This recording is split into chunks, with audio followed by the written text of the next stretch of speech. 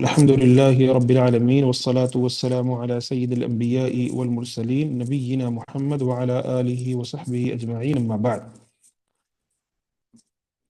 ہم نے پچھلے دروس کے اندر چاہے وہ معراج ہو، چاہے اسراء ہو، چاہے شفاعت ہو، یہ سارے مسائل ہم نے پڑھے ہیں. یہ عقیدے کے مسائل ہی ہیں. ٹھیک ہے، کوئی یہ نہ سمجھے کہ یہ عقائد کے مسائل میں سے نہیں آتے، عقائد کے مسائل میں سے آتے ہیں اور بہت اہم مسائل ہیں. اور ایسے مسائل ہم خصوصاً پڑھنے کی کوشش کر رہے ہیں جن میں آج کے معاشرے کے اندر بہت ساری خرابیاں پائی جاتی ہیں اور بہت سارے چیزیں یعنی کہ بدعات اور خرافات کو اس کے اندر رائج کر رکھا ہے اور اپنی من مانی چیزیں اس میں داخل کر کے لوگوں کو بیوقوف بنایا جاتا ہے یا لوگوں کو دین سے بہکایا جاتا ہے اور دین سے ان کو پیچھے کیا جاتا ہے.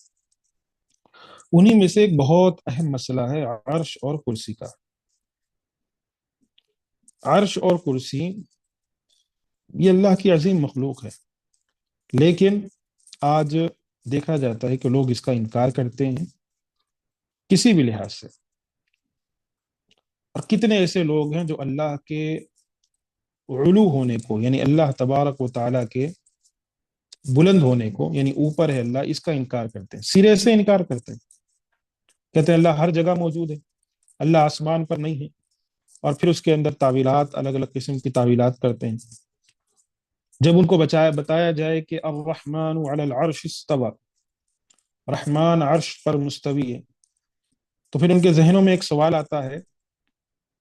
اللہ عرش پر ہے، آپ نے سنا ہوگا، خصوصاً جو بریلوی مکتب فکر کے لوگ ہیں یا اس کو ماننے والے اس حساب کے یا انہی قسم کے لوگ ہیں، کہتے ہیں کہ اگر اللہ عرش پر ہے، جبکہ ہم عرش پر ہے یہ نہیں کہتے، اللہ عرش پر مستوی ہے، لیکن کیسے ہے، کیا طریقہ ہے، وہ اللہ کی قدرت، وہ اللہ کی شأن ہے. لیکن وہ کہتے ہیں اگر اللہ عرش پر ہے تو اس سے اس بات کا پتہ چلتا ہے کہ جس کے اوپر بیٹھا جاتا ہے وہ نیچے جو چیز ہوتی ہے وہ بڑی ہونی چاہیے.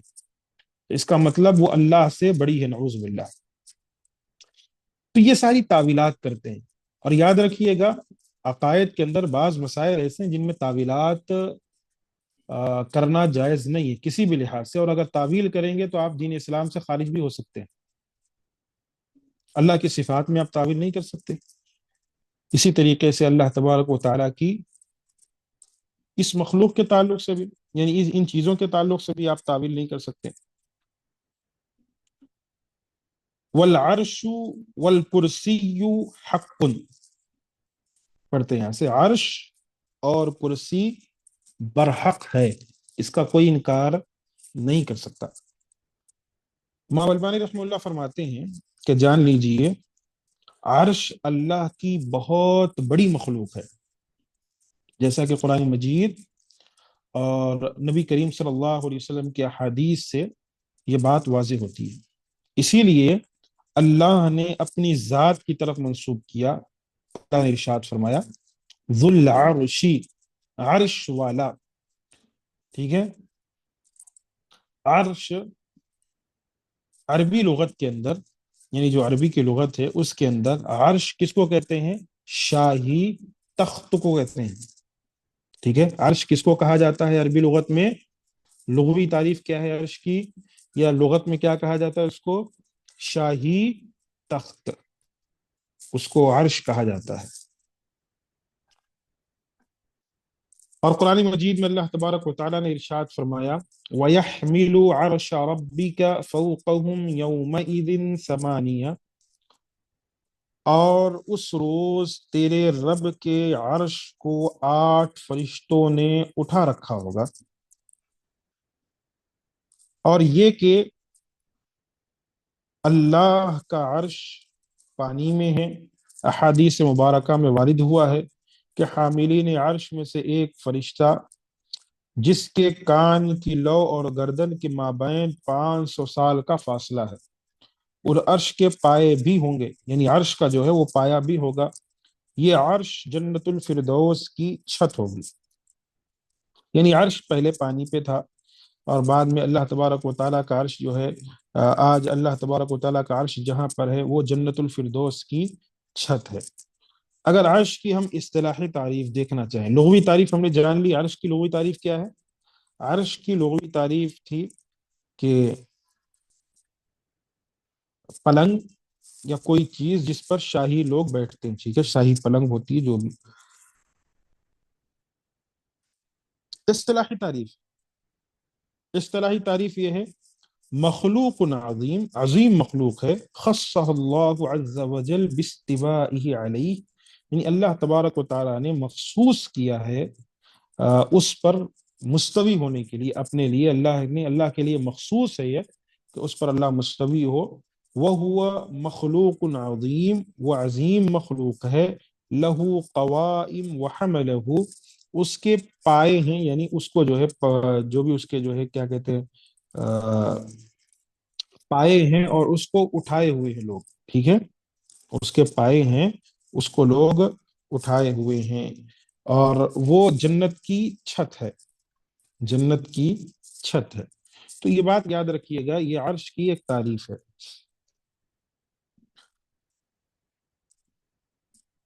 کرسی کے بارے میں ارشاد باری تعالیٰ ہے وسع کرسیہ السماوات والارض، اس کی کرسی آسمانوں اور زمین کو وسیع، اللہ کا عرش بہت بڑا ہے۔ کرسی عرش کے سامنے ہے، ٹھیک ہے، کرسی کہاں پر ہے؟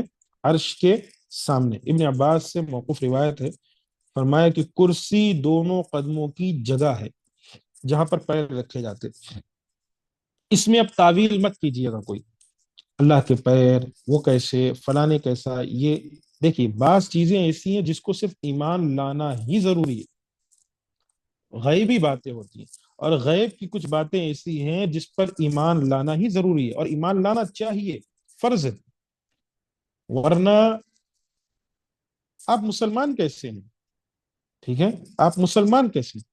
بعض چیزیں اللہ چاہتا ہے کہ بس آپ کو معلوم پڑی، آپ ایمان لے کے آئیے۔ عرش کا اندازہ اللہ کے علاوہ کسی کو نہیں ہے، ٹھیک ہے، عرش کا اندازہ اللہ تبارک و تعالیٰ کے سوا کسی کو نہیں ہے۔ اللہ کے رسول صلی اللہ علیہ وسلم نے فرمایا کہ اللہ کی کرسی کے سامنے ساتوں آسمان کی مثال ایسی ہے جیسے ایک کڑا، کڑا ہوتا ہے نا، ایک کڑا کسی صحرا میں پھینک دیا جائے،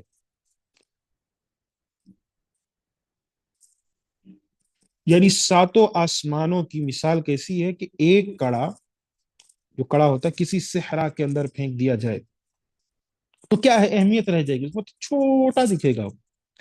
اور عرش کی فضیلت اس کی کرسی پر ایسے ہی ہے، کرسی اتنی بڑی ہے، اب کرسی سے بڑا جو عرش ہے وہ کیسا ہے کہ کسی صحرا میں ایک کڑا پھینک دیا جائے، تو آپ اندازہ لگا سکتے ہیں اللہ کا عرش۔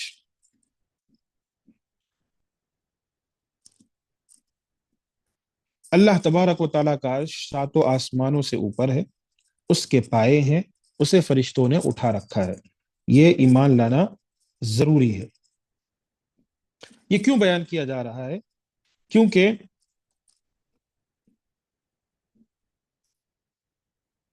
آج کل ایسے لوگ پیدا ہو چکے ہیں جو اللہ تبارک و تعالیٰ کے عرش کا انکار کرتے ہیں، اللہ تبارک و تعالیٰ کے عرش کا، اللہ تبارک و تعالیٰ جبکہ قرآن مجید میں واضح آیات ہیں، آیات ہونے کے باوجود اس کی تعویل کرتے ہیں، تعویلات سے کام لیتے ہیں۔ ذو العرش المجید فعال لما یرید، سورہ بروج آیت نمبر 15۔ عرش کا مالک بڑی شان والا ہے، وہ کرنے والا ہے جو کچھ وہ چاہے، صاف لفظوں میں عرش کا مالک بڑی شان والا ہے۔ سورہ غافر آیت نمبر 15 میں اللہ نے ارشاد فرمایا رفیع الدرجات ذو العرش، بلند درجات والا عرش کا مالک ہے۔ ایک مقام پر اللہ نے ارشاد فرمایا سورہ طٰہٰ آیت نمبر 5 الرحمن علی العرش استوى، رحمان عرش پر مستوی ہے۔ اور سورہ اعراف آیت نمبر 53 میں اللہ تبارک و تعالیٰ نے ارشاد فرمایا ثم استوى علی العرش، پھر وہ عرش پر مستوی ہوا۔ कैसे इनकार करेंगे आप अर्श का? किधर से इनकार कर? इतने दलाइल कुरान मजीद में अल्लाह रब्बुल आलमीन के अर्श के हैं कि एक इंसान इनकार कर ही नहीं सकता। और तावील कैसे करेंगे आप? अल्लाह वाज़ेह तरीके से अर्श का लफ्ज इस्तेमाल कर रहा है। अगर कहीं तावील की जरूरत होती, कहीं इसको तावील करना होता, तो अल्लाह कुरान मजीद में किसी न किसी मकाम पर इसकी तावील करता, कहता वो अर्श वैसा नहीं जैसे तुम लोग समझ रहे हो। अल्लाह सुम्मा इस्तवा अलल अर्श, फिर वो अर्श पर मुस्तवी हुआ। अब कोई कहे कैसे हुआ, ये हम इससे ये माना मुराद नहीं ले सकते। कैसे हुआ? अगर अर्श पर अल्लाह मुस्तवी हुआ तो अर्श बड़ा है कि अल्लाह बड़ा है? ये सवालात फासिद हैं, ये जिहालत भरे सवालात हैं, ये लाइल्मी के नतीजे। और अफसोस इस पर होता है कि ये उलमा करते हैं सवाल, खुद को बड़े बड़े आलिम गर्दानते हैं, जो जो दलाइल की दुनिया के अपने आप को बादशाह कहलवाते हैं। ये उनके सवालात हैं, ये उनके सवालात हैं। वो करते हैं, वो कहते हैं कि फिर इस लिहाज से अर्श बड़ा हुआ या कुर्सी, क्या बोलते हैं, अल्लाह बड़ा हुआ। नऊजुबिल्लाह। भाई मेरे, आपको इस बात का इल्म नहीं है कि बास चीजों को ईमान लाना जरूरी है, उसमें आप तावील नहीं कर सकते। अल्लाह ने बता दिया कि अल्लाह अर्श पर मुस्तवी है, कैसे है, क्यों है, क्या तरीके कार है, अर्श कितना बड़ा है, अर्श के ताल्लुक से कैसे अल्लाह कैसे मुस्तवी है, ये सवालात ही फासिद हैं। आप ये सवाल नहीं कर सकते। जिस चीज का आपके पास इल्म नहीं है उसमें आप नहीं पढ़ना है। एक शख्स दुनिया के अंदर रहता है, उसकी अकल महदूद है, वो उतना ही सोच सकता है जितना अल्लाह ने उसकी अकल में दे रखा है, उससे ज्यादा वो नहीं सोच सकता। अब वो अपनी सोच को अल्लाह के अर्श पर लगा रहा है, जबकि अल्लाह तबारक व तआला की क्या कहते हैं, वो नहीं सोच सकता, उसके अंदर उतनी ताकत नहीं है कि वो वहां तक ले जाए। कुरान मजीद में अल्लाह तबारक व तआला ने इसके ताल्लुक से बहुत सारी आयत है, ठीक है, दूसरी आयत भी है, जैसे सूरह आराफ आयत नंबर 53, सूरह यूनुस आयत नंबर 3, सूरह राद आयत नंबर 6, सूरह फुरकान आयत नंबर 59, सूरह अलिफ लाम मीम सजदा आयत नंबर 4, सूरह हदीद आयत नंबर 4। ठीक है, इसी मजमून के तहत ये पूरी आयतें जिक्र है। किसी को चाहिए तो वो जाकर पढ़ सकते हैं। एक मकाम पर अल्लाह तबारक व तआला ने इरशाद फरमाया सूरह मोमिनून आयत नंबर 116 में, ला इलाहा इल्ला हुवा रब्बुल अर्शिल करीम, उसके सिवा कोई अल्लाह नहीं है, वो अर्श का मालिक है, इज्जत वाला है। अल्लाह तबारक व तआला ने एक मुकाम पर और इरशाद फरमाया, अल्लाहु ला इलाहा इल्ला हुवा रब्बुल अर्शिल अज़ीम, सूरह नम्ल आयत नंबर 26। अल्लाह के सिवा कोई माबूद नहीं, वो अजमत वाले अर्श का मालिक है। मैं आयात क्यों बयान कर रहा हूँ, क्यों इतनी तफसील आपको दिखा रहा हूँ? इसलिए दिखा रहा हूँ ताकि आपको पता चले कि अल्लाह तबारक व तआला ने किसी एक मुकाम पर अर्श का लफ्ज जिक्र नहीं किया कि एक मुकाम पर किया, चलो उसकी तावील कोई करता है कि इसका माना ये, इसका माना ये। अल्लाह ने कई मुकामात पर किया। अभी तक 5 6 7 आपको दलाइल दे चुका हूं। कई मकामात पर अल्लाह ने अर्श या उससे मिलती जुलती अल्लाह ने बात की है। तो जब अल्लाह तबारक व तआला वाज़ेह लफ्जों पर अर्श का लफ्ज इस्तेमाल कर रहा है, तो इसमें आप तावील कैसे करवाएं? एक मकाम पर अल्लाह ने इरशाद फरमाया सूरह गाफिर आयत नंबर 7, अल्लज़ीन यहमिलून अल अर्श व मन हौलहु युसब्बिहून बिहम्दि रब्बिहिम व हुम युमिनून, जो अर्श को उठाए हुए हैं, जो उनके इर्द गिर्द हैं, वो अपने रब की तारीफ के साथ तस्बीह बयान करते हैं और उसके साथ ईमान रखते हैं। एक मुकाम पर अल्लाह ने इरशाद फरमाया सूरह हाक्का आयत नंबर 17, व यहमिलु अर्श रब्बिका फौकहुम यौमइज़िन समानिया, तेरे रब के अर्श को उस दिन 8 फरिश्तों ने उठा रखा होगा। फिर अल्लाह के रसूल सल्लल्लाहु अलैहि वसल्लम ने जो लोग मुसीबत में, मुसीबत ज़दा है, उनके लिए एक दुआ सिखलाई। उसके अल्फाज क्या है? ला इलाहा इल्लल्लाहुल अज़ीमुल हलीम, ला इलाहा इल्लल्लाह रब्बुल अर्शिल अज़ीम, ला इलाहा इल्लल्लाह रब्बुस समावाति व रब्बुल अर्शिल करीम। ये है, किसी को कोई मुसीबत या तकलीफ को है, या कोई मुसीबत में परेशान परेशान है कोई, تو یہ دعا پڑھ سکتا ہے۔ اللہ، اس کی ترجمہ کیا ہے کہ اللہ عظمت والے اور بردبار کے علاوہ کوئی عبادت کے لائق نہیں، یعنی اللہ عظمت والا، یہ اس کے علاوہ کوئی عبادت کے، لا الہ الا اللہ رب العرش العظیم، اللہ عرش عظیم کے رب کے علاوہ کوئی عبادت کے لائق نہیں ہے۔ لا الہ الا اللہ رب السماوات ورب العرش الکریم، اللہ آسمانوں کے رب، زمین کے رب اور عرش کریم کے رب کے علاوہ کوئی عبادت کے لائق نہیں۔ سبحان اللہ، اتنے جگہوں پر عرش کا ذکر آ رہا ہے، اور کوئی انکار کرنے بیٹھ جائے اور کوئی کہے کہ عرش سے معنی اور مطالب ایسے نکلتے ہیں۔ امام احمد بن حنبل رحمہ اللہ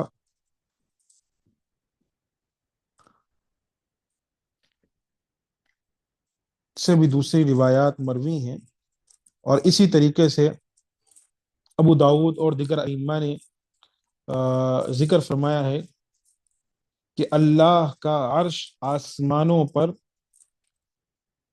انگلیوں کا قبہ بنا کر فرمایا اس طرح ہے۔ اللہ کے رسول نے فرمایا اللہ کا عرش آسمانوں پر ہے، اور یہ روایت ویسے اہل علم کا کہنا ہے کہ یہ روایت ضعیف ہے۔ اور اسی طریقے سے ایک مقام پر دوسرے مقام پر اللہ کے رسول صلی اللہ علیہ وسلم نے ارشاد فرمایا، بخاری میں ہے اور دوسرے مقامات پر بھی ہے، کہ جب تم اللہ سے جنت کا سوال کرو تو فردوس کا کرو۔ بخاری کی روایت ہے، واضح طریقے سے جنت کا سوال کرو تو فردوس کا، بے شک یہ جنت کا سب سے اونچا مقام ہے اور جنت کی سب سے بہترین جگہ ہے، اس کے اوپر اللہ کا عرش ہے۔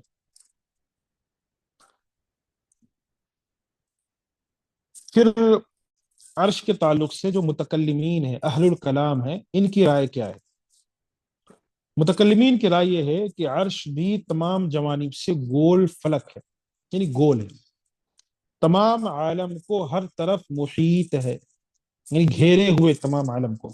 بسا اوقات اس فلک یعنی اطلس اور فلک تاء سے یعنی نوا آسمان بھی کہتے ہیں، یعنی اس کو لوگ کہتے ہیں کہ یہ ایک نوا آسمان ہے، نائنتھ آسمان۔ جو کتنے آسمان ہیں؟ اللہ تبارک و تعالیٰ نے آسمانوں کا ذکر فرمایا، یہ کہتے ہیں کہ اس کے اوپر ایک نوا آسمان ہے۔ اللہ اکبر۔ پھر ان کی یہ رائے جو رائے لگاتے ہیں کہ پورے دنیا کو ایسے گھیرے ہوئے، ایسے کیے ہوئے، اللہ کے رسول صلی اللہ علیہ وسلم نے ارشاد فرمایا کہ بے شک لوگ بے ہوش ہو جائیں گے، سب سے پہلے میں ہوش میں آؤں گا، تو میں اس وقت موسیٰ کو دیکھوں گا، انہوں نے عرش کے پایوں میں سے ایک پائے کو پکڑا ہوگا، عرش کا جو پایا ہے اس میں سے ایک پائے کو پکڑا ہوا ہوگا۔ اللہ کے نبی ارشاد فرمائیں جب سب لوگ بے ہوش ہو جائیں گے تو اللہ کے نبی موسیٰ علیہ السلام کو دیکھیں گے، وہ عرش کے پایوں میں سے ایک پائے کو پکڑے۔ مجھے نہیں معلوم کہ وہ مجھ سے پہلے ہوش میں آ گئے یا کوہ طور کی بے ہوش ہونے کا ان کو بدلہ دیا گیا، یعنی مجھ سے پہلے ہوش میں آئے یا پھر کوہ طور میں وہ بے ہوش ہو گئے تھے، جس کی وجہ سے یہاں پر وہ بے ہوش ہوئے ہی نہیں، ان کو یہاں بدلہ مل گیا۔ تو اس لحاظ سے میں یہ بات سمجھنا ہوگا، ایک تو عرش گھیرے ہوئے نہیں ہے آسمان کو، ٹھیک ہے، یہ آسمانوں کے اندر پورا محیط نہیں، کیونکہ اللہ واضح لفظوں میں ذکر کرا اس کے پائے ہیں اور موسیٰ علیہ السلام پکڑے ہوئے ہوں گے۔ اب رہا دوسرا مسئلہ، جو کہتے ہیں کہ عرش جو ہے ایک آسمان ہے، ایک آسمان ہے، جیسے ساتوں آسمان ہے نا اللہ تبارک و تعالیٰ کے، ویسے ایک اور آسمان ہے، اس کو ٹھیک انہوں نے 9 آسمان بنا دیا، یعنی 7 8 9، یعنی 2 آسمان کے اوپر ان کو لے کے جا کر رکھ دیا۔ تو کیا یہ چیز صحیح ہے آسمان کہنا؟ قرآن عرب کے اندر جو لغت میں عرش کو کہا جاتا ہے تخت، جو تخت ہوتا ہے اس کو عرش کہا جاتا ہے۔ قرآن مجید میں ارشاد ہے وَلَهَا عَرْشٌ عَظِيمٌ، اس کا تخت عظیم ہے، یعنی بلقیس کے بارے میں جو واقعہ ہے اس کے تعلق سے۔ اس لحاظ سے عرش آسمان نہیں ہوا، اور اہل عرب بھی عرش سے مراد آسمان نہیں لیتے تھے۔ جو لوگ عرش سے مراد آسمان لیتے ہیں، یہ ان کی کیا کہتے ہیں غلط چیز ہے۔ اور اسی طریقے سے رسول اللہ صلی اللہ علیہ وسلم کی ایک حدیث بھی ہے کہ مجھے اجازت دی گئی ہے کہ میں حاملین عرش فرشتوں میں سے ایک فرشتے کے بارے میں وضاحت کروں، بے شک اس کے کندھوں اور کان کی لو کے درمیان 700 سال کی مسافت ہے۔ اور دوسرے الفاظ میں، یعنی ابن ابی حاتم کے الفاظ یہ ہیں کہ پرندے کی 700 سال تک اڑنے کی مسافت ہے، یعنی جو ایک فرشتہ اللہ کے عرش کو تھامے ہوئے ہے، جبکہ 8 فرشتے اللہ کے عرش کو تھامے ہوئے ہیں، ان میں سے ایک فرشتہ جو اللہ کے عرش کو تھامے ہوئے وہ کتنا بڑا ہے کہ اس کے کندھوں اور کان کے لو کے درمیان 700 سال کی مسافت ہے۔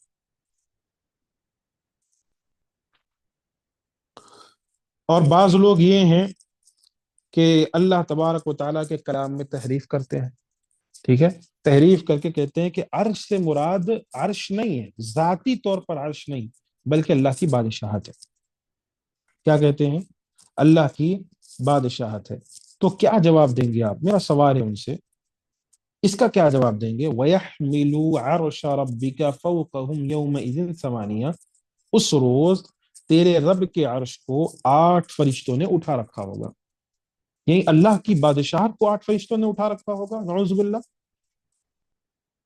یعنی آپ نے عرش سے مراد بادشاہت لی، عرش سے مراد اللہ کی بادشاہت ہے۔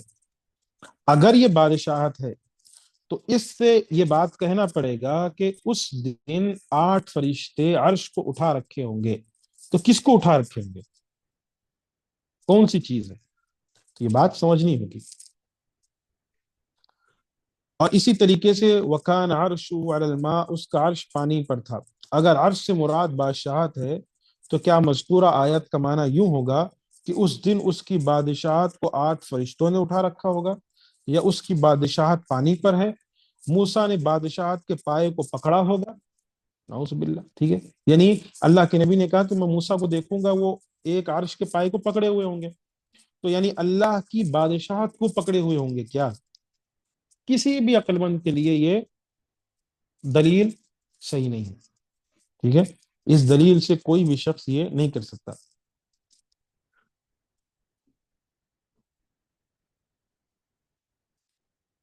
کرسی کے متعلق، عرش کے متعلق ہم نے سیکھ لیا کچھ باتیں، ابھی آگے اور آئیں گے، مسائل آئیں گے۔ کرسی کے متعلق جان لیں کہ وسع کرسیہ السماوات والارض، اس کی کرسی آسمانوں اور زمینوں کو گھیرے ہوئے ہے، ٹھیک ہے۔ بعض کہتے ہیں آسمانوں کو گھیرے ہوئے اور زمینوں کی وسیع، یعنی اس کی کرسی آسمانوں اور زمینوں کو وسیع ہے، زمینوں کو وسیع ہے، یعنی بہت وسیع اس کی کرسی۔ بعض کہتے ہیں کہ کرسی سے مراد عرش ہے، ٹھیک ہے، بعض لوگ تعویل کرتے ہیں کہ کرسی بھی عرش ہی ہے، لیکن صحیح بات یہ ہے کہ دونوں الگ الگ ہیں۔ اس کے تعلق سے اقوال موجود ہیں، ابن عباس اور دیگر حضرات کے اقوال موجود ہیں۔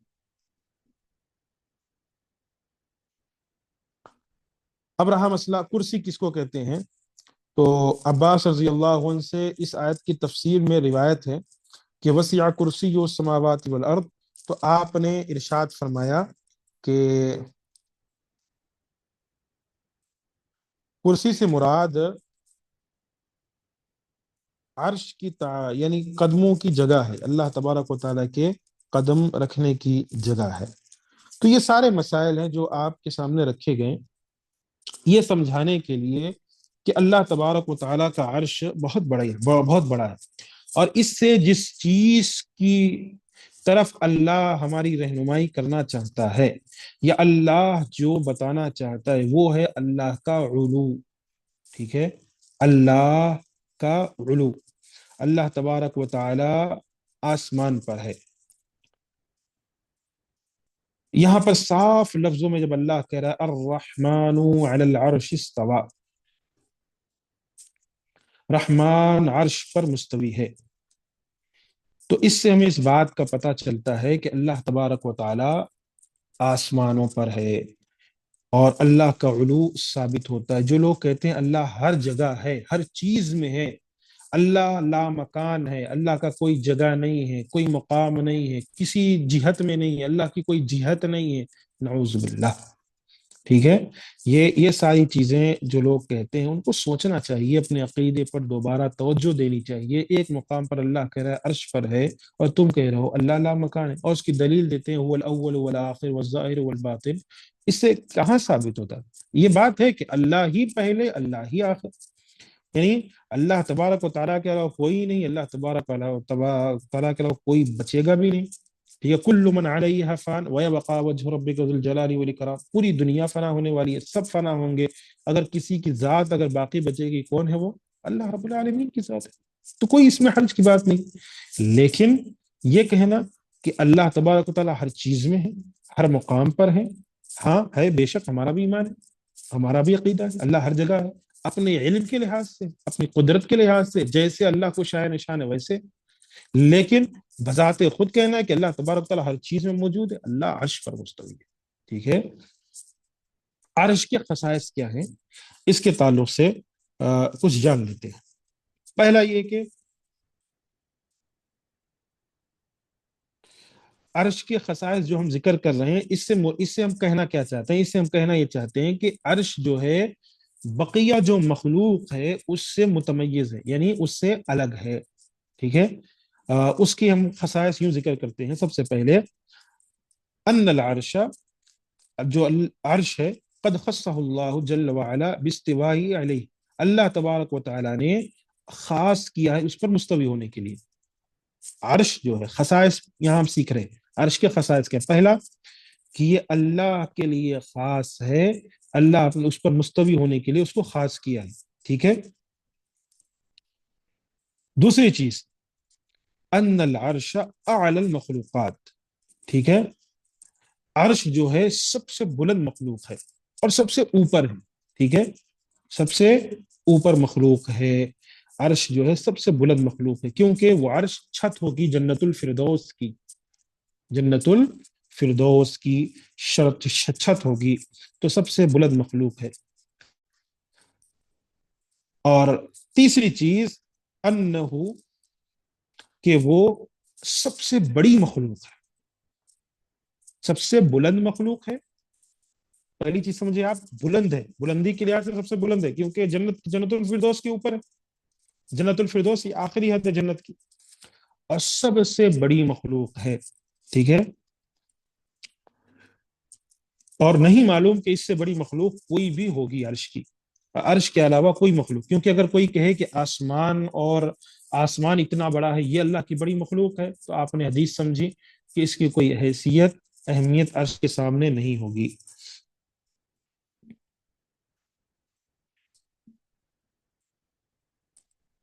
اور چوتھی چیز یہ ہے کہ اللہ کا عرش سب سے بھاری، جو مخلوقات میں سب سے بھاری چیز، سب سے بھاری مخلوق ہے، ٹھیک ہے، اسقل المخلوقات، اللہ کا جو عرش ہے وہ سب سے بھاری مخلوقات میں سے ہے، کیونکہ اس کو 8 فرشتے اٹھائے ہوئے ہوں گے۔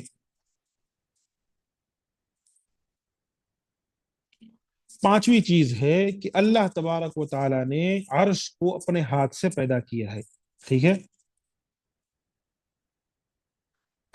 اللہ تبارک و تعالی نے اس کو اپنے ہاتھ سے پیدا کیا ہے۔ اور اسی طریقے سے اللہ تبارک و تعالی نے 4 چیزوں کو اپنے ہاتھ سے پیدا کیا ہے۔ پہلا ہے عرش، دوسرا ہے قلم، تیسرا ہے آدم علیہ السلام، چوتھا ہے جنت عدن، ذکر کیا جاتا ہے۔ تو اس سے ہمیں اس بات کا علم چلتا ہے کہ اللہ تبارک و تعالی نے عرش کو اپنے ہاتھ سے پیدا کیا، یہ پانچویں چیز ہے، ٹھیک ہے۔ عرش کی خصوصیات ذکر ہے، باقی مخلوقات سے کیسے وہ الگ ہے، اس کی خصوصیات ہم نے آپ کے سامنے رکھی۔ اور اسی طریقے سے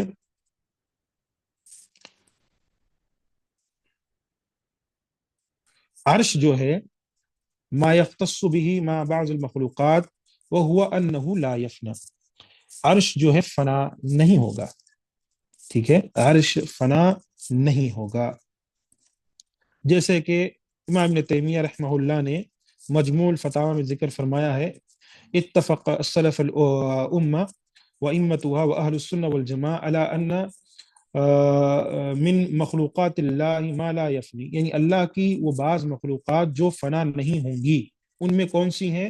عرش ہے، جنت ہے، اور نار ہے، ٹھیک ہے، اہل علم نے اس کو ذکر کیا ہے۔ اس سے یہ ہرگز مراد نہ لیں کہ یہ اللہ سے اونچا ہو گیا، نہیں، اللہ نے ایک چیز ذکر کی ہے کہ یہ فنا نہیں ہوں گے، یہ فنا ہونے والے نہیں ہیں، یہ اللہ تبارک و تعالیٰ نے بیان کیا۔ تو ہم نے 6 چیزیں ٹوٹل سمجھی ہیں، کتنی چیزیں؟ ٹوٹل 6۔ شروع سے پھر سے ایک دفعہ آتے ہیں مختصر طریقے سے۔ عرش جو ہے کہ خصوصیات کیا ہے؟ پہلا یہ ہے کہ عرش اللہ تبارک و تعالیٰ نے خاص کیا اس پر مستوی ہونے کے لیے۔ اس کے اندر ہم وجوہات پہ نہیں جاتے کیسے مستوی ہوگا، انشاءاللہ آگے اس پہ بحث آئے گی کہ کس طریقے سے کیا مسائل ہیں، لیکن اس میں زیادہ ڈیپ کسی کو نہیں جانا ہے۔ دوسری چیز، سب سے بلند مخلوق ہے عرش، اللہ کی جو مخلوقات ہے اس میں سب سے بلند ہے، کیونکہ جنت سے بھی اوپر ہے۔ اور تیسری چیز، سب سے بڑی مخلوق ہے عرش۔ چوتھی چیز کہ سب سے بھاری مخلوق ہے، ٹھیک ہے۔ پانچویں چیز، اللہ تبارک و تعالیٰ نے اس کو اپنے ہاتھ سے پیدا کیا ہے۔ چھٹی چیز، وہ فنا نہیں ہوگی، ٹھیک ہے۔ 3 چیزیں فنا نہیں ہوں گی جس کا ذکر امام ابن تیمیہ رحمہ اللہ نے ذکر فرمایا، ان میں عرش ہے، جنت ہے، اور نار ہے، یہ ساری چیزیں۔ آگے انشاءاللہ جو لوگ اہل ضال ہیں، گمراہ ہیں، جیسے فلسفی ہیں، ابن سینا وغیرہ ہیں، اور اسی طریقے سے دوسرے لوگ ہیں، ان کے ردود ہم دیکھیں گے، اور جو لوگ انکار کرتے ہیں عرش کے تعلق سے، اور ان کے کیا دلائل ہیں اور کیا رد ہے، اس کو اور مفصل طریقے سے ہم آگے دروس میں سمجھیں گے۔ یہ سارے مسائل آج عرش کے لیے کافی، انشاءاللہ باقی مسائل آئندہ دروس میں آئیں گے۔ اللہ سے دعا ہے ہم تمام کو اللہ صحیح باتوں پر عمل کی توفیق عطا فرمائے۔